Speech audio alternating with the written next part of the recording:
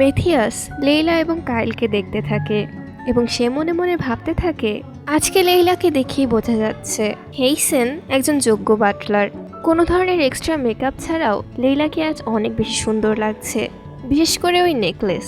আমি যখন নেকলেসটাকে প্রথম দেখেছিলাম আমি তখন একটা মিটিংয়ে যাচ্ছিলাম। নেকলেসটাকে দেখেই আমার একজোড়া দীপ্তিময় চোখের কথা মনে পড়ে যায়, যার সাথে এই নেকলেসটা বেশ মানাবে। পরবর্তীতে হেইসেনের মাধ্যমে আমি এটাকে অর্ডার করিয়ে আনি। লেইলার হঠাৎ করেই মনে হতে থাকে কেউ একজন খুবই গভীর দৃষ্টিতে তার দিকে তাকিয়ে আছে, এবং সে যখন উপরের দিকে তাকায় সে লক্ষ্য করে কেউ একজন তার দিকে তাকিয়ে আছে, কিন্তু চশমা পরে না থাকার কারণে সে তাকে স্পষ্ট দেখতে পাচ্ছিল না। সে যখন দেখতে পায় যে এটা ডিউক, সে সাথে সাথেই তার দৃষ্টি অবনত করে ফেলে, যে ব্যাপারটা মেথিয়াসের খুব একটা ভালো লাগে না। ঠিক তখন মেথিয়াসের সাথে কিছু মানুষ দেখা করতে আসে। সে মনে মনে ভাবতে থাকে, পরিচিত মানুষদের সাথে কথা বলার সময়ও আমার পঞ্চেন্দ্রিয় কেবলমাত্র একটা মানুষের দিকেই ফোকাস করে আছে। আজকে রাতে লেইলার পার্টনার হতে পারা নিশ্চয়ই ডাক্তারের ছেলের জন্য একেবারে স্বপ্নের মতো। লেইলা পা থেকে মাথা অবধি আমার জিনিসপত্রে জড়িয়ে আছে, যেন সে একেবারেই আমার। এদিকে ক্লাউডিন লেইলাকে তার বন্ধুদের সাথে পরিচয় করিয়ে দেয়। পরিচয় না বলে এটাকে অপমান করা বললেই ভালো হয়। সে সবাইকে বলতে থাকে, ও আমার বন্ধু, ওর নাম লেইলা, এখানকার গার্ডেনার ওকে লালন পালন করেছে। ও এখানে অনাথ অবস্থায় এসেছিল এবং এখানে সেখানে ঘুরপাক খাচ্ছিল। ম্যাডাম নর্মার ওর জন্য বেশ মায়া হয়, যার কারণে সে গার্ডেনারকে ওকে রাখার অনুমতি দিয়ে দেয়। এ কথা শুনে সবাই চমকে ওঠে। ক্লাউডিন, তুমি কি বললে ও অনাথ এবং ও তোমার বন্ধু? ক্লাউডিন তখন সবাইকে বলে, আমি জানি লেইলার মাঝে অনেক ত্রুটি আছে, কিন্তু এভাবে ভাবার কিছুই নেই। লেইলা গ্র্যাজুয়েশনের পরে একজন টিচার হতে চায়, এটা সত্যিই অসাধারণ, তাই না? যেটা শুনে তার বন্ধুরা তাকে বলে, হ্যাঁ সেটা সত্যিই অসাধারণ, কিন্তু তার চেয়েও বেশি অসাধারণ ব্যাপার হচ্ছে অসহায় মানুষদের জন্য তোমার দয়া। এদিকে লেইলা এসব শুনে শুনে বেশ অভ্যস্ত হয়ে গিয়েছিল, তাই তার মাঝে কোনো ধরনের রিয়াকশন ছিল না। ঠিক তখন সেখানে মেথিয়াস চলে আসে। ক্লাউডিন একে একে তার সাথে নিজের সব বান্ধবীদের পরিচয় করিয়ে দেয়। এদিকে লেইলা মনে মনে প্রার্থনা করতে থাকে যাতে ক্লাউডিন মেথিয়াসকে তার সাথে পরিচয় না করায়। অন্য সবার অপমান সহ্য করতে পারলেও লেইলা কিছুতেই মেথিয়াসের চোখে ছোট হতে চাইছিল না, কিন্তু তার প্রার্থনাকে ভুল প্রমাণ করে ক্লাউডিন মেথিয়াসকে তার সাথেও পরিচয় করিয়ে দেয়। ক্লাউডিন মেথিয়াসকে বলে, আমি জানি না আপনার মনে আছে কিনা, কিন্তু ওর নাম লেইলা। সেই দিন রেস্টুরেন্টে ও আমাদের সাথে গিয়েছিল। উত্তরে মেথিয়াস বলে, হ্যাঁ আমার মনে আছে। ক্লাউডিন তখন লক্ষ্য করে অন্য সবার সামনে কোনো ধরনের রিয়াকশন না দেখালেও ডিউকের সামনে লেইলাকে অনেক বেশি নার্ভাস দেখাচ্ছে। তার মায়ের বলা কথাগুলো তখন তার মনে পড়ে যায়। সুচতুর ক্লাউডিনের মনে তখন একটা খটকা বাজে। সে মনে মনে তখন হিসাব কষতে থাকে, লেইলার পক্ষে এত সুন্দর জামা পরে আসা কখনোই সম্ভব না, বিশেষ করে ওই নেকলেস। ওটা যে সুদক্ষ কারিগরের হাতে তৈরি করা তা আমার খোলা চোখেও বোঝা যাচ্ছে। কে লেইলাকে এত দামি জিনিস উপহার দিতে পারে? তার তখন মেথিয়াসকে সন্দেহ হতে থাকে। ঠিক তখন সেখানে কায়েল চলে আসে এবং সে বলে, আমি দুঃখিত, আমি কি আমার পার্টনারকে নিয়ে যেতে পারি? আমার বন্ধুরাও তার সাথে পরিচিত হতে চাচ্ছে। ক্লাউডিন তখন মনে মনে ভাবতে থাকে, তাহলে যে আজ লেইলাকে প্রিন্সেসে পরিণত করেছে সে ডিউক নয়, বরং কায়েল এটম্যান। ক্লাউডিন তখন তাকে বলে, অবশ্যই তুমি তাকে নিয়ে যেতে পারো। এবং যাওয়ার আগে ক্লাউডিন লেইলাকে বলে, লেইলা তোমাকে আজকে বেশ সুন্দর লাগছে, বিশেষ করে ওই নেকলেস, এটা সত্যি অনেক চমৎকার। লেইলা তখন তাকে ভদ্রভাবে ধন্যবাদ জানায়। তারা দুজন তখন চলে যায় এবং ক্লাউডিন মেথিয়াসকে জিজ্ঞেস করে, লেইলাকে আজকে খুব সুন্দর লাগছিল, তাই না ডিউক? মেথিয়াস তখন ভাবলেশীনভাবে বলে, আপনি ঠিক বলেছেন। ক্লাউডিনের মন থেকে সেই সন্দেহ কিছুতেই দূর হতে চাইছিল না। যদিও কাইলের পরিবার যথেষ্ট সম্পদশালী, কিন্তু এত দামি উপহার কেনা কিছুটা হলেও অদ্ভুত। কায়েল লেইলাকে নিয়ে বারান্দায় চলে আসে। সে লেইলার উপরে বেশ রাগ করে এবং বলে, তারা তোমাকে অপমানিত করছিল আর তুমি সেটা চুপচাপ কেন সহ্য করছিলে? তারা যা বলেছে কোনোটাই ভুল বলেনি। দিন শেষে আমি একজন অনাথ এবং গ্র্যাজুয়েশনের পরে আমি শিক্ষক হতে চাই। এসব আমি অনেক বছর ধরেই শুনে আসছি, তাই আমার তেমন কিছু যায় আসে না। লেইলা তখন কায়েলকে বলে, আমার মনে হয় তোমার ভেতরে যাওয়া উচিত। উত্তরে কায়েল বলে, কিন্তু আজ আমি তোমার পার্টনার হিসেবে এসেছি, তাই আমি তোমার পাশেই থাকতে চাই। লেইলা হঠাৎ করেই তখন চুপ হয়ে যায়।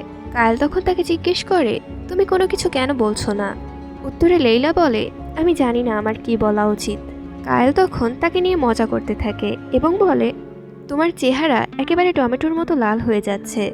ঠিক তখন সেখানে কায়েলের মা চলে আসে এবং বলে, কায়েল, আমি তোমাকে সারা বাড়িতে খুঁজে বেড়াচ্ছি। সে আরও জানায়, ম্যাডাম নর্মা অর্থাৎ মেথিয়াসের দাদি কায়েলকে খুঁজে বেড়াচ্ছে। তুমি নিশ্চয়ই এত সম্মানীয় কোনো ব্যক্তিকে অপেক্ষা করাতে চাও না। কায়েল প্রথমে যেতে অসম্মতি জানালেও পরবর্তীতে বাধ্য হয়ে যেতে রাজি হয়। লেইলাও তাকে যেতে বলে এবং বলে, আমি এখানেই তোমার জন্য অপেক্ষা করব। কায়েল চলে যাওয়ার পরে লেইলা একেবারে একা হয়ে যায় এবং বলরুম থেকে তখন মিউজিকের শব্দ ভেসে আসে। লেইলা মনে মনে ভাবতে থাকে, এখন শুধু আমার বাড়ি ফিরে যাওয়া বাকি। সে তখন জানালার কাচের উপরে নিজের প্রতিচ্ছবি দেখতে পায় এবং ভাবতে থাকে, আঙ্কেল বলেছিল এই সবই কম দামের জিনিস, কিন্তু আমি বুঝতে পারছি না পৃথিবীতে এত সুন্দর জিনিস কিভাবে থাকতে পারে। তার তখন ক্লাউডিনের কথা মনে পড়ে যায়।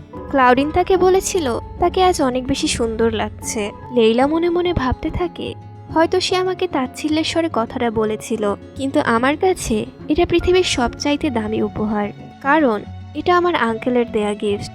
হঠাৎ করেই সে দরজা খোলার শব্দ শুনতে পায় এবং দেখতে পায় বারান্দার অপর প্রান্তে ক্লাউডিন এবং মেথিয়াস চলে এসেছে।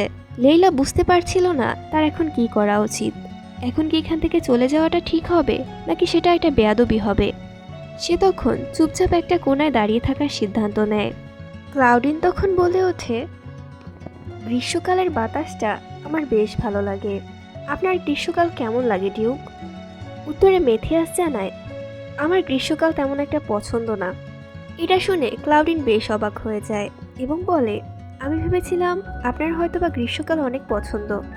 আপনি একজন খুবই ভদ্র এবং এলিগেন্ট মানুষ। আপনি কোনো কিছুর ব্যাপারে তেমন একটা কেয়ার করেন না, যে ব্যাপারটা আমার অনেক বেশি ভালো লাগে। ক্লাউডিন তার দিকে কিছুটা এগিয়ে যায় এবং জিজ্ঞেস করে, কিন্তু আপনার কি মনে হয় না কাপলদের মাঝে একটু প্যাশন থাকা দরকার? মেথিয়াস তাকে জিজ্ঞেস করে, আপনি কি বলছেন আমি ঠিক বুঝতে পারছি না। ক্লাউডিন তখন তাকে উত্তরে বলে, আমি চাই আপনি আমাকে কিস করুন। মেথিয়াস তার কথা মতো তার দিকে অগ্রসর হয়, কিন্তু সেই সময়ে মেথিয়াসের লেইলা এবং সেই দিনটার কথা মনে পড়ে যায়। সে সামনে তাকায় এবং দেখতে পায় লেইলা এক কর্নারে দাঁড়িয়ে আছে। এখানে আসার সাথে সাথেই মেথিয়াস লেইলার উপস্থিতি বুঝতে পেরেছিল এবং অনেকটা লেইলাকে দেখিয়েই সে ক্লাউডিনকে কিস করতে শুরু করে। যদিও মেথিয়াস ক্লাউডিনের সাথে ছিল, কিন্তু সম্পূর্ণ সময় জুড়ে তার চোখ একেবারে লেইলার উপরেই স্থির ছিল। লেইলা যখন ব্যাপারটা লক্ষ্য করে, সে অনেক বেশি লজ্জা পেয়ে যায়। তার সেই দিনের কথা মনে পড়ে যায় এবং লেইলা অনেক বেশি লজ্জা পেয়ে যায়, এটা ভেবে যে তার উপস্থিতি বোঝা সত্ত্বেও ডিউক এমন কিছু করছে।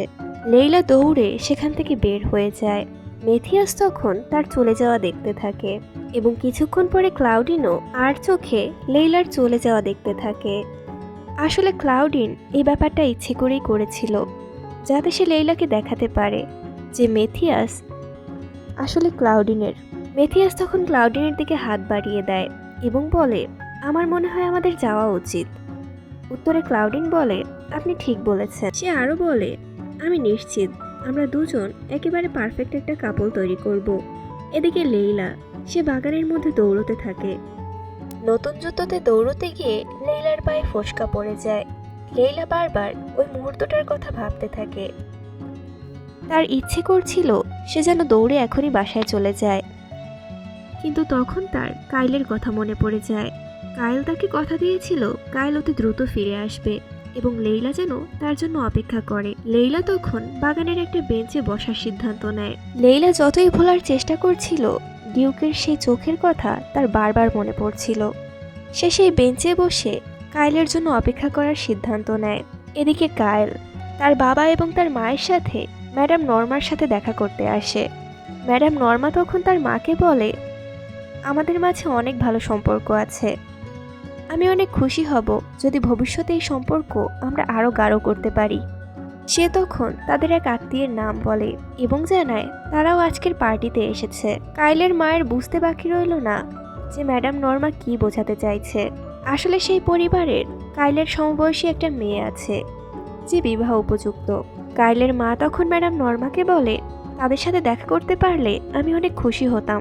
ম্যাডাম নর্মা তখন তাদেরকে ডেকে পাঠায়। তার মা লক্ষ্য করে কায়েল বারবার দরজার দিকে তাকাচ্ছে এবং তাকে দেখে মনে হচ্ছে সে এখান থেকে চলে যেতে চাইছে। তার ছেলের মনে সবসময় লেইলাকে নিয়ে চিন্তা ভাবনা ঘুরপাক খায়, যে ব্যাপারটা তার একদমই পছন্দ না।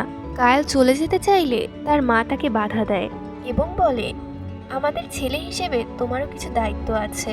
দূর থেকে মেথিয়াস ব্যাপারগুলো লক্ষ্য করছিল এবং সে মনে মনে ভাবে, মনে হচ্ছে আমার দাদি আজকে নতুন একটা জুটি তৈরি করার সিদ্ধান্ত নিয়েছে। এটম্যান ফ্যামিলি যদিও একটা নোবেল ফ্যামিলি না বা তাদের কোনো টাইটেল নেই, কিন্তু তবুও তাদের সম্পদের দিক দিয়ে কোনো ধরনের কমতি নেই এবং তাদের যথেষ্ট সুনাম রয়েছে। সে তখন কায়েলের দিকে লক্ষ্য করে। তাকে দেখেই বোঝা যাচ্ছিল সে কারোর সাথে দেখা করতে আগ্রহী না। সে লেইলার কাছে চলে যেতে চাইছে এবং একই সাথে সে তার মায়ের মনেও কষ্ট দিতে চাইছে না, যে ব্যাপারটা দেখে মেথিয়াসের বেশ হাসি পায়। মেথিয়াস মনে মনে ভাবতে থাকে, একজন উচ্চাকাঙ্ক্ষী মা এবং একজন বাধ্য ছেলে যে তার মায়ের মনে কষ্ট দিতে চায় না, এদের মাঝে লেইলা নিশ্চয়ই পিছনে পড়ে থাকবে সেই জায়গাতে যেই জায়গায় তার থাকার কথা, আর সেটা হচ্ছে আমার জঙ্গল। মেথিয়াস ধীরে ধীরে পার্টি ছেড়ে বাইরে চলে আসে। সে ধীর পায়ে বাগানের দিকে এগিয়ে যায়। বাগানের মাঝে কিছু দূর এগিয়ে যেতেই সে লেইলাকে খুঁজে পায়, যে কিনা কায়েলের জন্য অপেক্ষা করতে করতে একটা বেঞ্চের উপর বসে ঘুমিয়ে গিয়েছিল। মেথিয়াস কিছুক্ষণ দূর থেকে দাঁড়িয়েই লেইলাকে দেখতে থাকে এবং কিছুক্ষণ পরে সে লেইলার দিকে অগ্রসর হয়। সে লক্ষ্য করে লেইলার পায়ে ক্ষতর মতো কিছু একটা দেখা যাচ্ছে।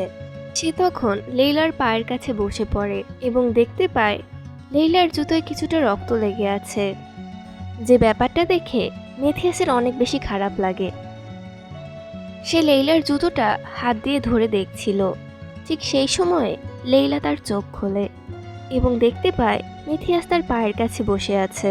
লেইলার প্রথমে মনে হতে থাকে সে হয়তোবা কোনো স্বপ্ন দেখছে, কিন্তু যেই মুহূর্তে মেথিয়াস তার জুতোটা নিয়ে নেয় সে লাফ দিয়ে উঠে পড়ে এবং মেথিয়াসকে বলে, দয়া করে আপনি আমার জুতোটা ফেরত দিন।